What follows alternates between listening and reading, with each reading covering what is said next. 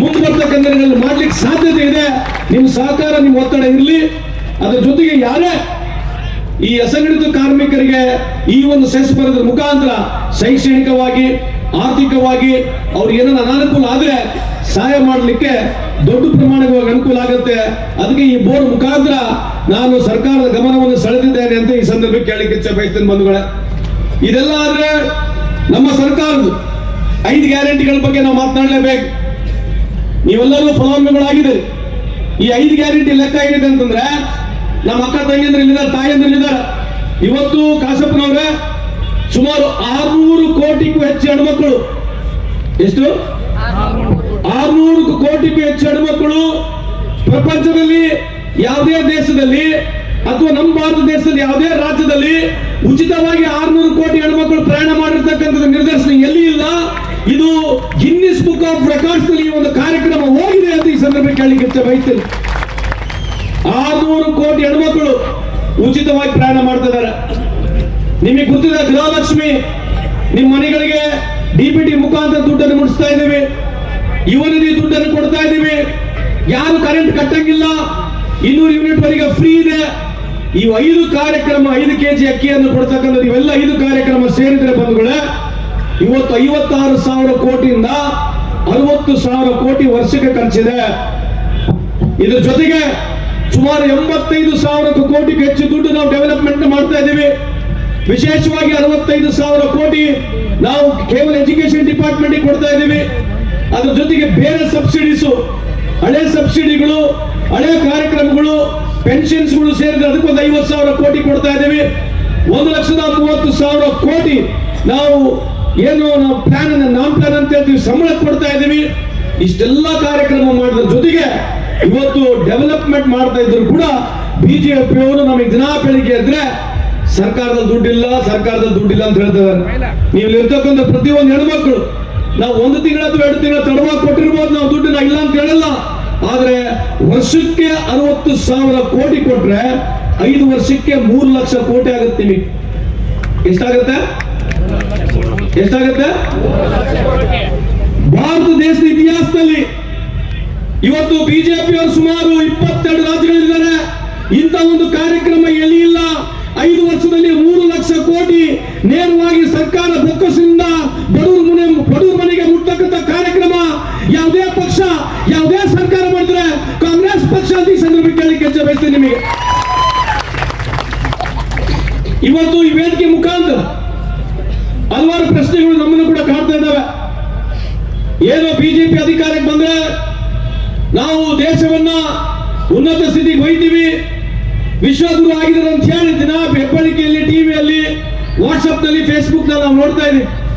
ಎಲ್ಲ ಪ್ರಜ್ಞಾವಂತ ಮತದಾರರು, ನಾನು ಹೇಳಲಿಕ್ಕೆ ಇಚ್ಛೆ ಬಯಸ್ತೇನೆ, ಯಾವ ಪೊಲಿಟಿಕಲ್ ಪಾರ್ಟಿ, ಕಾಂಗ್ರೆಸ್ ಪಾರ್ಟಿ ಆಗಿರ್ಲಿ, ಅವ್ರ ಮನೆಯಿಂದ ಏನು ದುಡ್ಡು ಕೊಡಂಗಿಲ್ಲ. ಇದು ಬಿಜೆಪಿ ಅವ್ರ ಮನೆಯಿಂದ ದುಡ್ಡು ಕೊಡಂಗಿಲ್ಲ, JDS ಅವ್ರ ಮನೆಯಿಂದ ಕೂಡ ದುಡ್ಡು ಕೊಡಂಗಿಲ್ಲ. ಯಾರು ದುಡ್ಡು ಇದೆಲ್ಲ? ಯಾರು ದುಡ್ಡು? ಯಾಕೆ ಹೇಳಿದೆ ನಿಮ್ಗೆ ದುಡ್ಡು ಅಂತಂದ್ರೆ, ರಾಹುಲ್ ಗಾಂಧಿ ಅವರು GST ಮಾಡಬೇಡಿ ಅಂತ ಹೇಳಿದ್ರು. ರಾಹುಲ್ ಗಾಂಧಿ ಅವರು GST ಹಾಕಕ್ ಹೋಗ್ಬೇಡಿ ಅಂತ ಹೋರಾಟ ಮಾಡಿದ್ರು. GST ನಲ್ಲಿ ಯಾವಾಗ GST ಪ್ರಾರಂಭ ಆಯ್ತು ಇಲ್ಲಿವರೆಗೆ ಸುಮಾರು 1,30,000 ಕೋಟಿ, 135 ಲಕ್ಷ ಕೋಟಿ ಕೇಂದ್ರ ಸರ್ಕಾರಕ್ಕೆ ಆದಾಯ ಬಂದಿದ್ರೆ 80% ದುಡ್ಡು, 80% ದುಡ್ಡು ಬಡವರು ಕೊಟ್ಟಿದ್ದಾರೆ. ಹೆಂಗ್ ಕೊಟ್ಟರು ಬಡವರು ಅಂತಂದ್ರೆ, ಬಿಸ್ಕೆಟ್ ತಗೊಂಡ್ರು ನೀವು GST ತುಂಬಬೇಕು, ತಂಬಾಕು, ಎಲೆ ಅಡಿಕೆ, ಅರಿಶಿನ, ಕುಂಕುಮ, ಹಸಿರು ಬೆಳೆ, ಮೊಸರು, ತೆಂಗಿನಕಾಯಿ, ತುಪ್ಪ, ಪಾಟಿ, ಚೀಲ, ಪೆನ್ಸಿಲ್, ರೈತರು ಯಾವುದೇ ಒಂದು ಉಪಕರಣಗಳನ್ನ ತಗೊಂಡ್ರೆ ಅದಕ್ಕೂ GST. ಹಂಗಾಗಿ ಒಟ್ಟಾರೆ ಸುಮಾರು 80% ಅಷ್ಟು ದುಡ್ಡು GST ನಲ್ಲಿ ಇವತ್ತು ಬಡವರು ಕೊಟ್ಟಿದ್ದಾರೆ. ಸೌಕಾರ GST ಕಟ್ಟಲಿಲ್ಲ, ಅದಕ್ಕೆ ಇವತ್ತು ಬಡವ್ರ ಕೈಗೆ ದುಡ್ಡಿಲ್ಲ. ನಾನು ಹೇಳ್ತಕ್ಕಂಥದ್ದು ಸತ್ಯ ಇದೆ, ಬೇಕಿದ್ರೆ ಚೆಕ್ ಮಾಡಿ ನೋಡಿ.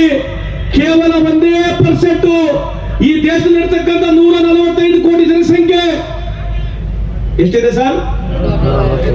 145 ಕೋಟಿ ಜನಸಂಖ್ಯೆಯಲ್ಲಿ ಕೇವಲ 1% ಜನರ ಹತ್ರ 50% ಈ ದೇಶದ ಆಸ್ತಿ ಇದೆ. ಎಷ್ಟಿದೆ? 145 ಕೋಟಿ ಜನಸಂಖ್ಯೆ, 1% ಜನರು 50% ಈ ದೇಶದ ಆಸ್ತಿ ಇದೆ. ಇನ್ನ ಉಳಿದಿರ್ತಕ್ಕಂಥ 10% 40% ಆಸ್ತಿ ಅವ್ರ ಹತ್ರ ಇದೆ. ಅಂದ್ರೆ ನಾವು ಎಷ್ಟು ಬಡತನದಲ್ಲಿ ಇದೀವಿ ಅಂತ ನೀವು ಅರ್ಥ ಮಾಡ್ಕೋಬೇಕು. ಯಾಕೆ ಹೇಳ್ತಾ ಇದ್ದೀವಿ ಮಾತು ಅಂತಂದ್ರೆ, ಇದೇ ಅದಾನಿ ಅವರ ಆದಾಯ 2016-17-18 ಇಸ್ವಿನಲ್ಲಿ 64,000 ಕೋಟಿ ಇತ್ತು. ಇವತ್ತು ಅದಾನಿ ಅವರ ಆದಾಯ ಸುಮಾರು 16 ಲಕ್ಷ ಕೋಟಿ ಇದೆ ಬಂಧುಗಳೇ. ಎಷ್ಟಿದೆ? ನಾವು 5 ವರ್ಷಕ್ಕೆ 3 ಲಕ್ಷ ಕೋಟಿ ಕೊಡ್ತಾ ಇದ್ದೀವಿ ನಿಮಗೆ. ಕರ್ನಾಟಕ ಸರ್ಕಾರ, ಕಾಂಗ್ರೆಸ್ ಸರ್ಕಾರ, ರಾಹುಲ್ ಗಾಂಧಿ ಅವರ ಸರ್ಕಾರ 5 ವರ್ಷಕ್ಕೆ ನಾವು 3 ಲಕ್ಷ ಕೋಟಿ ಕೊಡ್ತಾ ಇದ್ದೀವಿ. ಆದ್ರೆ ಒಂದೇ ಒಂದು ಕಂಪನಿ, ಅದಾನಿ ಕಂಪನಿ, 16 ಲಕ್ಷ ಕೋಟಿ ದುಡಿತಾ ಇದೆ. ದೊಡ್ಡಣ್ಣ, ಅವ್ರಿಗಿನ ದೊಡ್ಡಣ್ಣ ಯಾರು? ಅಂಬಾನಿ. ಕರ್ಲೋ ದುನಿಯಾ ಮುಟ್ಟಿ ಮೇ ಜಿಯೋ. ಅವ್ರು ಇವತ್ತು ಸುಮಾರು 23 ಲಕ್ಷ ಕೋಟಿ ಆದಾಯ. ಅವರು ಅಂಬಾನಿ ಅವರ ಆದಾಯ 23 ಲಕ್ಷ ಕೋಟಿ, ಅದಾನಿ ಅವರ ಆದಾಯ 16 ಲಕ್ಷ ಕೋಟಿ. ಯಾಕೆ ಇಷ್ಟು ದುಡ್ಡು? ಇಷ್ಟು ದೊಡ್ಡ ಶ್ರೀಮಂತರ ಹತ್ರ ಯಾಕೆ ದುಡ್ಡಿದೆ?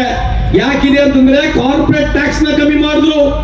2016-17 ಇಸ್ವಿನಲ್ಲಿ ಏನು ಕಾರ್ಪೊರೇಟ್ ಟ್ಯಾಕ್ಸ್ UPA ಸರ್ಕಾರದಲ್ಲಿ 30% ನಾವು ಮಾಡ್ತಾ ಇದ್ವಿ, ಅವ್ರು 25% ಇಳಿಸಿದ್ರು. ಈ 5% ನಿಂದ ಕಾರ್ಪೊರೇಟ್ ಟ್ಯಾಕ್ಸ್ 5% ಇಳಿಕೆ ಆಗಿದ್ದಕ್ಕೆ ನಮ್ಮ ದೇಶಕ್ಕೆ 11 ಲಕ್ಷ ಕೋಟಿ ಲಾಸ್ ಆಗಿದೆ. 16 ಲಕ್ಷ ಕೋಟಿ ಉದ್ದಿಮೆದಾರ ಸಾಲ ಮನ್ನಾ ಮಾಡಿದ್ದಾರೆ ಮೋದಿ ಸಾಹೇಬರು. ಆದ್ರೆ 1 ರೂಪಾಯಿನೂ ರೈತರ ಸಾಲ ಮನ್ನಾ ಮಾಡಿಲ್ಲ. ಇವತ್ತು UPಯಲ್ಲಿ ನಾವಿದ್ದಾಗ, ನಮ್ಮ ಕೇಂದ್ರ ಸರ್ಕಾರ ಇದ್ದಾಗ, ಮನಮೋಹನ್ ಸಿಂಗ್ ಸಾಹೇಬ್ ಸರ್ಕಾರ, ಸೋನಿಯಾ ಗಾಂಧಿ ಅವರ ಸರ್ಕಾರ 73,000 ಕೋಟಿ ಸಾಲ ಮನ್ನಾ ಮಾಡಿದ್ವಿ. ರಾಜ್ಯದಲ್ಲಿ ಸಿದ್ದರಾಮಯ್ಯ ಅವರಿದ್ರು, 8,500 ಕೋಟಿ ಸಾಲ ಮನ್ನಾ ಮಾಡಿದ್ವಿ.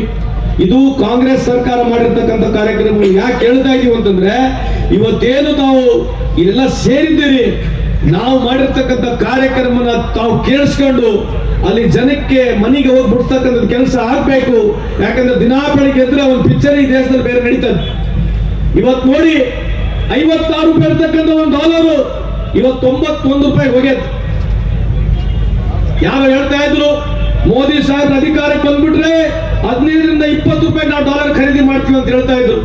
ಇವತ್ತು 1947 ಇಸ್ವಿನಿಂದ 2014 ಇಸ್ವಿವರೆಗೆ ಈ ದೇಶದ ಸಾಲ 55 ಲಕ್ಷ ಕೋಟಿ ಇತ್ತು. ಎಷ್ಟಿತ್ತು? 1947 ಇಸ್ವಿನಿಂದ 14 ಪ್ರಧಾನಮಂತ್ರಿ ಈ ದೇಶದ ಸಾಲ 55 ಲಕ್ಷ ಕೋಟಿ ಇತ್ತು. ಇವ್ರು ಬಂದಿನ 11 ವರ್ಷ ಆಗಿಲ್ಲ ಬಂಧುಗಳೇ, ಸುಮಾರು 200 ಲಕ್ಷ ಕೋಟಿ ಸಾಲ ಆಗಿದೆ ದೇಶದ. ಇದ್ರ ಬಗ್ಗೆ ಎಲ್ಲಿ ಚರ್ಚೆಗೆ ತಗೊಳಂಗಿಲ್ಲ. ಬಿಜೆಪಿ ಮುಖಂಡಗಳು, ಸಂಸದರುಗಳು ಟಿವಿನಲ್ಲಿ ಆಗಿರೋದ್ರ ಬಗ್ಗೆ ಚರ್ಚೆನೇ ಇರೋದಿಲ್ಲ.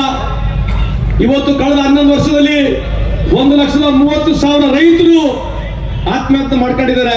ಇದ್ರ ಬಗ್ಗೆ ಏನು ಚರ್ಚೆನೇ ಇಲ್ಲ. ಅದಕ್ಕೆ ನಾನು ಈ ವೇದಿಕೆಯನ್ನು ಜಾಸ್ತಿ ರಾಜಕೀಯವಾಗಿ ಭಾಷಣವಾಗಿ ಮಾತನಾಡಕ್ ಹೋಗುದಿಲ್ಲ. ತಮ್ಮ ಗಮನಕ್ಕೆ ಇರಲಿ, ನಾವು ಮಾಡಿರ್ತಕ್ಕಂಥ ಕಾರ್ಯಕ್ರಮಗಳನ್ನ ತಮ್ಮ ಗಮನ ಸೆಳೆಯಲಿಕ್ಕೆ ಒಂದು ಪ್ರಯತ್ನವನ್ನು ಮಾಡಿದ್ದೇನೆ.